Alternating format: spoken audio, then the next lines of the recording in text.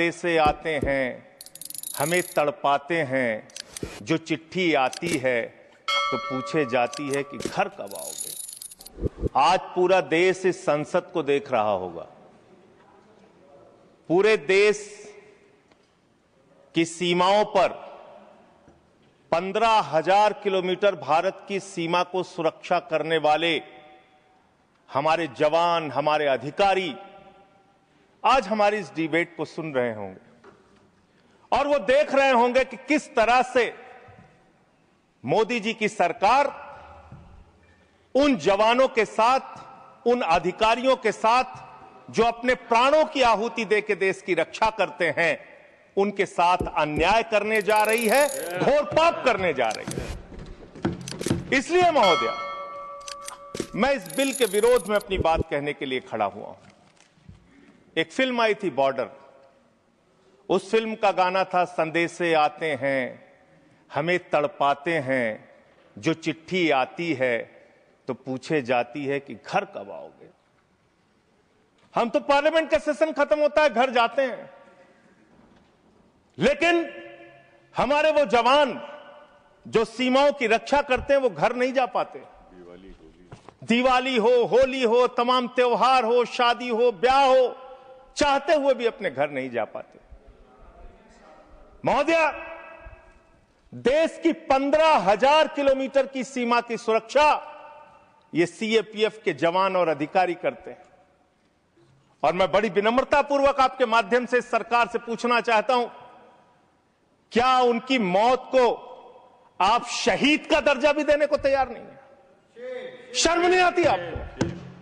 आप हमारे जवान जो शहीद होते हैं, सीएपीएफ के, बीएसएफ के, एसएसबी के, सीआईएसएफ के, सीआरपीएफ के, आईटीबीपी के, उनको शहीद का दर्जा भी नहीं देते। सीआरपीएफ के 40 जवान पुलवामा में शहीद हुए, उनके नाम पर घूम घूम कर पूरे देश में प्रधानमंत्री ने वोट तो मांगा, लेकिन उनको शहीद का दर्जा नहीं दिया। कितना बड़ा गुनाह आप उनके साथ कर रहे हैं। महोदया, मैं आपको बताना चाहता हूं कि पिछले 50 वर्षों में एक दो नहीं, तमाम कमेटियों ने सीएपीएफ के अधिकारियों के पक्ष में रिपोर्ट दिया, रिकमेंडेशंस दिया, सरकार से अनुरोध किया कि उनको उनका अधिकार मिलना चाहिए। और यह अधिकार क्या है महोदया? 2025 मई का सुप्रीम कोर्ट का निर्णय है जो कहता है, cadre review with in 6 months, slowly reduce the deputation of IPS officers with in 2 years। यह सर्वोच्च न्यायालय का निर्णय है, कोई हमारे घर से निकला हुआ निर्णय नहीं मान्यवर। और यह सर्वोच्च न्यायालय का निर्णय है महोदया, ये लोग बदल रहे हैं, ये पूरा देश आज देख रहा है इनको। इसके पीछे कारण क्या है? वो कहते हैं कि पे लेवल 10 पे गजेटेड ऑफिसर्स के रूप में आईपीएस भी भरते हैं, यूपीएससी का एग्जाम पास करते हैं, और जो सीएपीएफ के अधिकारी हैं वो भी पास करते हैं। इसके आधार पर यह निर्णय आया। और 6 जो अलग अलग कमेटियों की रिपोर्ट आई, 1970 में एलपी सिंह जो सेक्रेटरी एमएचए थे, उन्होंने कहा, finding avenues of promotion for officers of the IPS can not be the overriding objective. It would be very harmful to the morale of the force if in or anxiety to put IPS officers as commandants we were to deny promotion to experienced officers who have worked hard and proved themselves. फिर दूसरी report आई 66 से 77 में, KF Rustam जी की first director general BSF. तीसरी report आई V G कानेतकर की 1966 में। फिर चौथी रिपोर्ट आई 2008 में आईएमएम अहमदाबाद की। फिर 5वीं रिपोर्ट आई 2015 में 7th पे कमीशन की। और 2 महत्वपूर्ण रिपोर्ट आई, मुझे लगता है चिदम्बरम साहब यहां नहीं बैठे होंगे, एक चिदम्बरम साहब की कमेटी की रिपोर्ट आई और एक एस्टीमेट कमेटी को चेयर कर रहे थे आपके आदरणीय पुरोधा भारतीय जनता पार्टी के पूर्व अध्यक्ष मुरली मनोहर जोशी जी। उनकी रिपोर्ट थी कि सीएपीएफ के अधिकारियों को प्रमोशन का वैसा ही मौका मिलना चाहिए जैसा कि आईपीएस अधिकारियों को मिलता है। ये मुरली मनोहर जोशी और पी चिदम्बरम जी की रिपोर्ट है। वो गृह मंत्री रह चुके हैं भारत सरकार के। इसके अलावा अब मैं इनकी शहादत के बारे में बताना चाहता हूं। उनकी संख्या जवानों की और अधिकारियों की 11 लाख है। CRPF 3,13,678, BSF 2,92,000, CISF 1,60,000, ITBP 89,000, SSB 97,000। ये इनकी संख्या है पूरे देश में। महोदया, इनकी शहादत जो हुई है आपको जानना चाहिए, पूरे देश को जानना चाहिए कितनी बड़ी शहादत है इनकी। सीआरपीएफ के 62 जवानों ने अब तक अपनी 62 अधिकारियों ने अब तक अपनी शहादत दी है और सभी रैंक के अधिकारियों और जवानों को मिला दिया जाए तो 2290 अधिकारियों और जवानों ने अपनी शहादत दी है। बीएसएफ के 85 अधिकारियों ने अब तक अपनी शहादत दी है और 2014 सभी रैंक के अधिकारी और जवानों ने अपनी शहादत दी है। सीआईएसएफ के 1 अधिकारी ने अपनी शहादत दी है और 126 सभी रैंक के जवान और अधिकारियों ने अब तक अपनी शहादत दी है। आईटीबीपी के 13 अधिकारियों ने अब तक अपनी शहादत दी है और 182 सभी रैंक के अधिकारी और जवानों ने अब तक अपनी शहादत दी है। एसएसबी के 5 अधिकारियों ने अब तक अपनी शहादत दी है और सभी रैंक को मिला लिया जाए तो 51 अधिकारियों ने और जवानों ने अब तक अपनी शहादत दी। वीर गति को प्राप्त हुए, उनको तो शहीद आप मानते भी नहीं हैं। महोदया, मैं कुछ बड़े हमले जो देश में हुए उसको बता के, जब 2001 में भारत की संसद पे हमला हुआ, यह संसद अगर सुरक्षित है तो हमारे 19 सीएपीएफ के जवानों की बदौलत सुरक्षित है।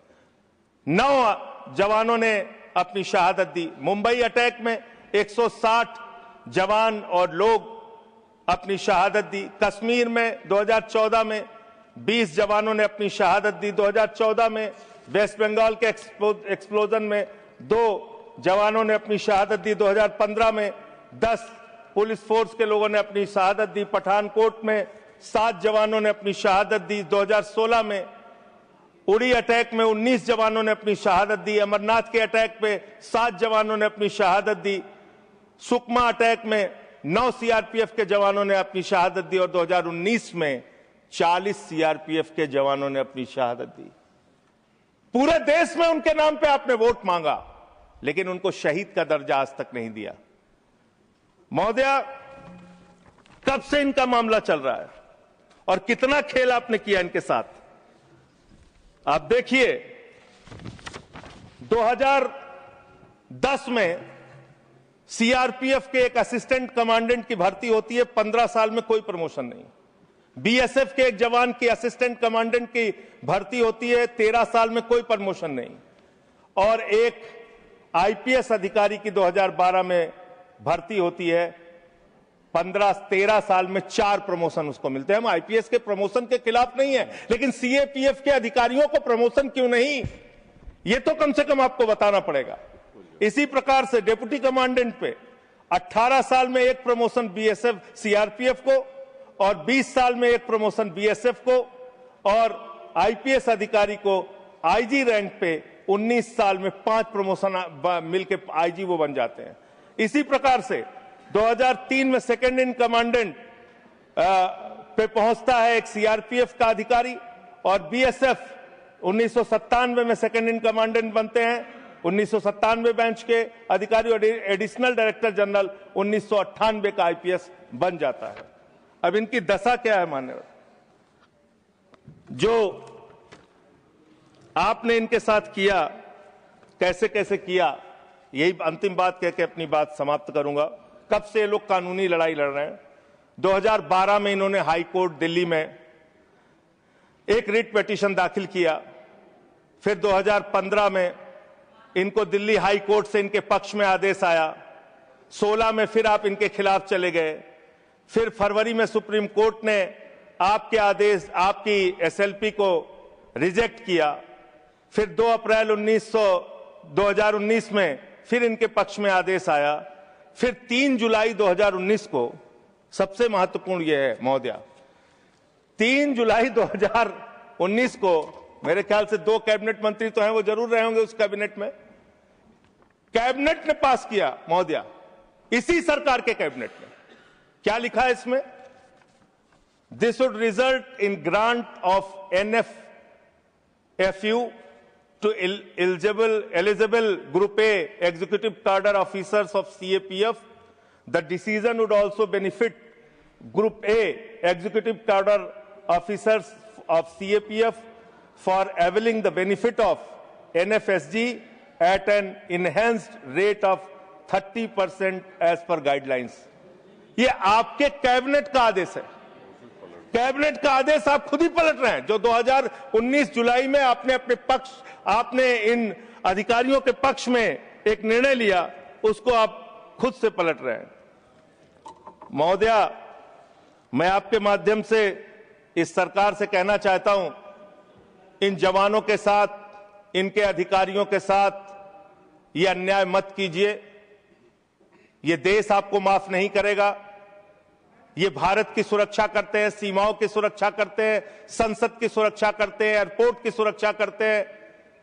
इन जवानों के साथ ये घोर अन्याय मत कीजिए। हालांकि आपको अन्याय करने की और अपमान करने की आदत है, स्वर्गीय बीजू पटनायक जैसे बहादुर व्यक्ति की आपने अपमान किया। आपसे बीजू पटनायक जैसे बहादुर, मैं महोदया इस विषय पर मैं खत्म कर रहा हूं।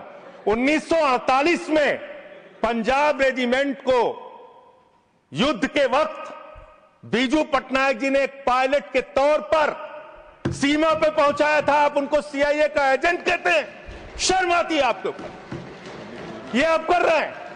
आप अपमान करते हैं लगातार जिन्होंने इस देश के लिए अपना योगदान दिया। महोदया, मैं आपके माध्यम से बस खत्म कर रहा हूं, 1 मिनट में खत्म कर रहा हूं। महोदया, मैं आपके माध्यम से कहना चाहता हूं, देश पर ध्यान दीजिए, देश के लोगों की चिंता कीजिए। आज जब मैं आ रहा था तो यहां पे पता चला, आप तो कहते हैं ये देश नहीं झुकने दूंगा, ये देश नहीं झुकने दूंगा। आपके लोग पंजाब के, हरियाणा के, राजस्थान के, रूस के अंदर फंसे हुए हैं सैकड़ों दिनों से, और आज तक आप उनको ला नहीं पा रहे हैं। देश की सुरक्षा के बारे में आपको ध्यान नहीं, विदेश नीति के बारे में आपको ध्यान नहीं, आपकी विदेश नीति का कोई अता पता नहीं। बावजूद इसके आप एक बिल लेके आ रहे हैं जिससे कि अधिकारियों का हक छीनने और मारने का काम आप कर रहे हैं। मैं इस बिल के विरोध में हूं, और जो अमेंडमेंट्स हमने दिए हैं उसको सरकार स्वीकार करती है और इसको बिल को सिलेक्ट कमेटी में भेजती है, तो इसका पूरा अध्ययन किया जाएगा।